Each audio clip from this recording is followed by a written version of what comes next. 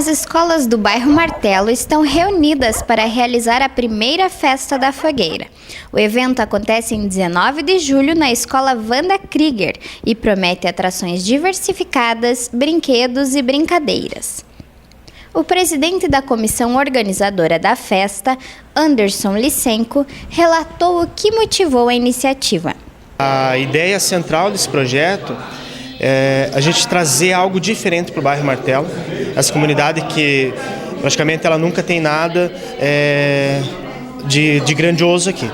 Então nós, enquanto escolas, nós queremos fazer algo para desenvolver mais o bairro. E nada melhor do que começar dentro da escola, né?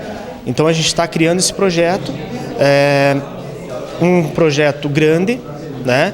Ele está vindo já envolvendo todas as escolas do bairro. Pelo menos a gente abriu todo o espaço para todas participarem. A programação do evento contará com apresentações dos alunos e grandes atrações. Nós vamos ter várias atrações. A primeira delas é o Festival da Canção, o FECAVAN. Era um festival interno. Esse ano também estamos abrindo para a comunidade. Então teremos 2 categorias. Terá a premiação, é um evento que tem uma premiação, né?